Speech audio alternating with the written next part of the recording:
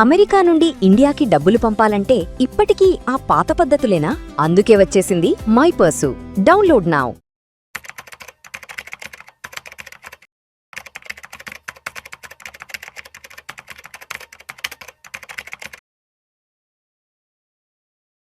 Suman TV ప్రేక్షకులకు స్వాగతం. నేను doctor Anil Kumar Bachchu, certified financial ప్లానర్ని.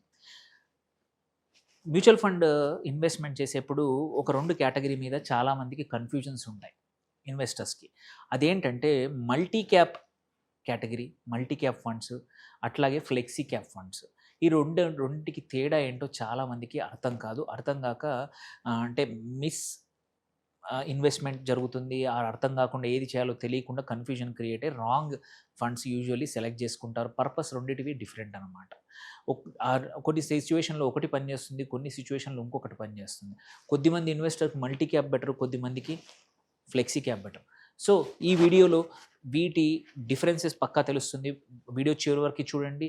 చూశాక మీ ఫ్రెండ్స్కి కూడా తప్పకుండా షేర్ చేయండి. ఇది చాలా కామన్ ప్రాబ్లం, అందరికీ ఎవరికి తెలీదు, కొద్దిమందికి మాత్రమే వీటి రెండింటి మధ్యలో డిఫరెన్సెస్ తెలుసు.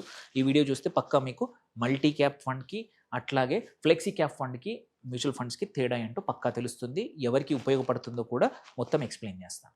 ఫస్ట్ థింగ్, వీటి రెండింటి మధ్యలో తేడా ఏంటి, అవి ఏంటి అని మనం సెబీ ప్రకారం ఏంటంటే మల్టీ క్యాప్ ఫండ్స్ ఏంటి, 25% ఈచ్ కంపల్సరీగా లార్జ్ క్యాప్లో, మిడ్ క్యాప్లో, స్మాల్ క్యాప్లో మినిమం కంపల్సరీ 25 చేయాలి.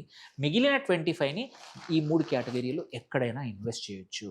దాన్నే మనం మల్టీ క్యాప్ ఫండ్ అంటాం. అంటే కంపల్సరీ స్మాల్, మిడ్, లార్జ్ 25 ఉంటుంది. మిగిలిన 25 could be based on the fund manager చాయిస్ని బట్టి ఎక్కడైనా అలొకేట్ చేస్తారు మల్టీ క్యాప్లో.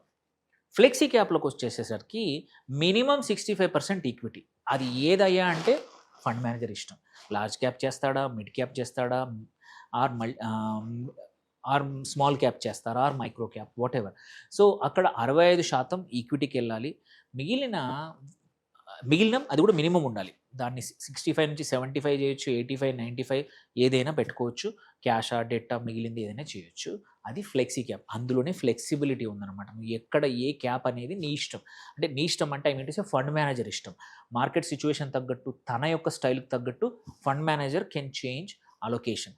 50% మిడ్ క్యాప్కా, 50% లార్జ్ క్యాప్కా, ఆర్ డైనమిక్గా చేస్తాడా అనేది వాళ్ళ ఇష్టం. అందుకే దాన్ని ఫ్లెక్సీ క్యాప్ అనేది మచ్ మోర్ డైవర్స్, కొంచెం రిస్క్ ఎక్కువ కేటగిరీ. ఎందుకంటే ఫండ్ మేనేజర్ ఒక ఫండ్కి ఇంకో ఫండ్కి, ఫండ్ మేనేజర్కి ఫండ్ పర్ఫార్మెన్స్ చాలా తేడా ఉంటుంది ఫ్లెక్సీ క్యాప్లో. రీజన్, ఎందుకంటే ఒక్కొక్క అప్రోచ్ తీసుకుంటారు. అక్కడ ఇట్స్ ఫ్లెక్సిబుల్ చాయిస్ అనేది ఫండ్ మేనేజర్ దగ్గర ఉంది. దెన్ అలొకేషన్ స్టైల్ ఏంటంటే ఇక్కడ స్ట్రక్చర్డ్ ఫ్లెక్సీ క్యాప్ మల్టీ క్యాప్లో, వెరాజ్ ఇక్కడ డైనమిక్ ఉంటుంది ఫ్లెక్సీ క్యాప్లో. అట్లాగే చూసుకుంటే స్మాల్ క్యాప్ మినిమము 25% ఉంటుంది మల్టీ క్యాప్లో, but there can be no small cap also. It's up to fund manager in the flexi క్యాప్లో. అట్లాగే ఫండ్ మేనేజర్ రోల్ ఏంటంటే మల్టీ క్యాప్లో కొంచెం తక్కువ ఉంటుంది, ఎందుకంటే 25 ఉంటుంది కాబట్టి తక్కువ. వెరాజ్ ఫ్లెక్సీ క్యాప్లో చాలా హ్యూజ్ ఉంటుంది. Full role important. Fund manager performance, వాళ్ళ టీం యొక్క అనాలిసిస్ మీదనే మొత్తం ఫండ్ పర్ఫార్మెన్స్ డిపెండ్ అయి ఉంటుంది.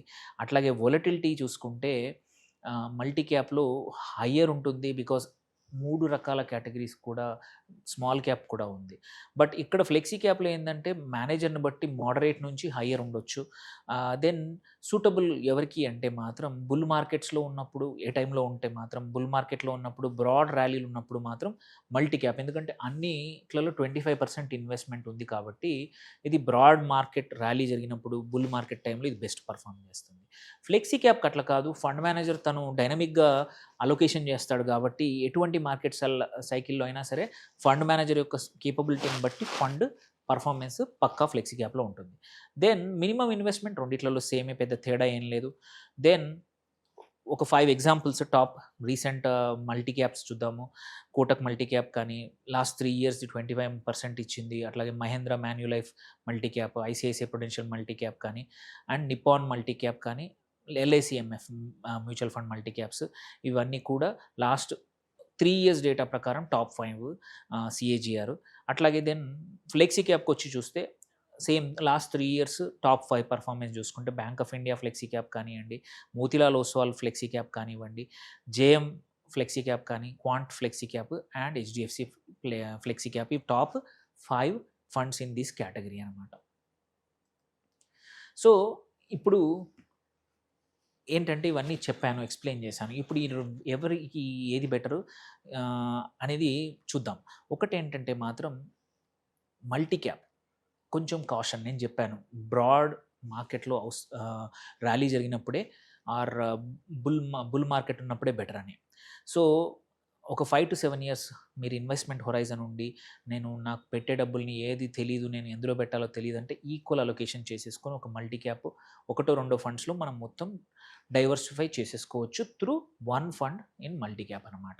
సో సిప్ మోడ్, జనరల్గా SIP mode is better for this one. అట్లాగే చూసుకుంటే లంసమ్ జనరల్గా అవాయిడ్ చేయమంటాము, ఎందుకంటే ఏ సెక్టర్ అని కాకుండా ఈక్వల్గా అలొకేషన్ అవుతుంది కాబట్టి యూజువల్ ఏంటంటే ఒక్కొక్క టైంలో ఒక్కొక్క సెక్టర్ బాగా పర్ఫామ్ చేస్తున్నప్పుడు కొంచెం అయినంత వరకు లంసమ్ అవాయిడ్ చేయమంటాము. బట్ నిఫ్టీ స్మాల్ క్యాప్ ఏమంటారు బాగానే ఉంది కాబట్టి చేయొచ్చు, బట్ కొంచెం జాగ్రత్త when compare to flexi cap. Flexi cap వచ్చేసి మనం చూసుకుంటే మేనేజర్ ఏంటంటే అవసరానికి తగ్గట్టు లార్జ్ క్యాప్ నుంచి మిడ్ నుంచి స్మాల్ చేస్తాడు, డైనమిక్ కాబట్టి this is suitable for most of the people. ఎటువంటి మార్కెట్ సైకిల్స్లో ఉన్న మోర్ ఆర్ లెస్ ఇది పిక్ చేసుకుంటారు. Fund manager can pivot, change చేయొచ్చు. అట్లాగే మనం ఎగ్జాంపుల్ తీసుకుంటే పరాగ్ పారిక్ ఫండ్ ఉంది, flexi cap one of the popular one. Indian market బాగాలేకపోతే కొంచెం యూఎస్ అలొకేషన్ చేసి ఈవెన్ టఫ్ టైంలో కూడా బెటర్ రిటర్న్స్ ఇచ్చింది ఆ ఫండ్. సో పివట్ అనేది ఇక్కడ ఫ్లెక్సీ క్యాప్లో పాసిబుల్ ఉంది. అట్లాగే మల్టిపుల్ కంపెనీస్, ఈవెన్ యాక్సిస్ కానీ చాలా కంపెనీస్ మల్టీ క్యాప్లో ఇంటర్నేషనల్ ఇన్వెస్టింగ్ కూడా చేసుకోవడానికి అవకాశం ఫండ్ మేనేజర్కి ఉండడం వల్ల ఎక్స్పోజర్ తీసుకొని మంచి రిటర్న్స్ ఇండియన్ మార్కెట్ బాగాలేనప్పుడు కూడా ఇచ్చారు ఫ్లెక్సీ క్యాప్లో. సేమ్ వే మనం చూసుకుంటే ఇందులో బోత్ లంసమ్ అయినా పర్లేదు, ఎస్ఐపి అయినా పెట్టుకోవచ్చు. ఇట్ డిపెండ్స్ ఆన్ మన రిస్క్ ప్రొఫైల్, మన ఎక్స్పెక్టేషన్స్ తగ్గట్టు. అండ్ ఎవరు ఇన్వెస్ట్ చేయాలి, ఇన్వెస్టర్ ప్రొఫైల్ ఏంటి, దీన్ని చూసుకుంటే మల్టీ క్యాప్కి వచ్చేసి కొత్త ఇన్వెస్టర్స్ అయినా చేసుకోవచ్చు. లాంగ్ హరైజన్ ఉంటే మంచిది, 7+ ఇయర్స్ ఉంటే. ఎస్ఐపి డిసిప్లిన్డ్ ఇన్వెస్టర్స్ ఎవరైతే ఉంటారో వాళ్ళకి ఇది బెస్ట్. అట్లాగే గోల్డ్ బేస్డ్ ఇన్వెస్ట్మెంట్లో కూడా దీన్ని యాడ్ చేసుకోవచ్చు. మోడరేట్ నుంచి హై రిస్క్ పక్కా ఉంటుంది దీంట్లో. వెరాస్ ఫ్లెక్సీ క్యాప్ చూసుకుంటే ఇది కొంచెం మార్కెట్ అవేర్నెస్ ఉండాలి, మనం ఏ టైంలో ఉన్నాం. అందుకే ఫండ్ సెలక్షన్కి మార్కెట్ అవేర్నెస్ ఒక అడ్వైజర్ ఉంటే చాలా మంచిది ఫండ్ ఈ కేసులో. అండ్ రిస్క్ కాన్షియస్ ఇన్వెస్టర్స్ పక్కా సూటబుల్ అవుతుంది. గ్లోబల్ డైవర్సిఫికేషన్ జరుగుతుంది, చాలా ఫండ్స్ గ్లోబల్ వాటిలో కూడా పెడతా ఉన్నారు. Medium horizon even 3 to 7 years వాళ్ళకు కూడా ఫ్లెక్సీ క్యాప్ సూటబుల్ అవుతాయి. అండ్ లంసమ్ ఎస్ఐపి బోత్ పెట్టచ్చు. అండ్ బాటమ్ లైన్ చూసుకుంటే మాత్రం multi cap structured long term ఇన్వెస్ట్మెంట్కి పనికి వస్తుంది. ఫ్లెక్సీ క్యాప్ మోర్ ఆఫ్ స్ట్రాటజిక్గా కాకుండా టాక్టికల్ ఇన్వెస్ట్మెంట్ అనుకోవచ్చు. మార్కెట్ తగ్గట్టు ఇన్వెస్ట్మెంట్స్ మారుస్తాడు ఫండ్ మేనేజర్ కాబట్టి. సో ఇన్ ద ఎండ్ చూసుకుంటే మాత్రం ఈ రెండు సేమ్ కానే కాదు. చాలామందికి రెండు సేమ్ అనుకుంటారు, కాదు, absolutely different. They give different returns, investment styles different. అందుకే మీరు ఈ రెండు మధ్యలో మాత్రం ఏమైనా డౌట్స్ ఉంటే మీ మ్యూచువల్ ఫండ్ అడ్వైజర్ని, డిస్ట్రిబ్యూటర్ని మాట్లాడండి, ఫైనాన్షియల్ అడ్వైజర్తో మాట్లాడండి. ఏమైనా క్వశ్చన్స్ ఉంటే మాకు రాయండి తప్పకుండా. Thank you for watching. Signing off doctor Anil Kumar వచ్చు.